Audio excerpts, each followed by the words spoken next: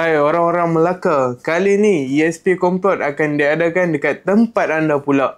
Lepas kita dah buat komplot di 7 negeri lain sebelum ni, ramai juga yang minta kami buat kat Melaka. Dan kali ni kami akan buat komplot di kolam takungan Sungai Rambai, Melaka pada jam 7 pagi 20 Disember 2025. Masa ni lah anda nak berkenalan dengan member-member baru untuk berkongsi ilmu ataupun nak ajak lepak minum sekali lepas ni.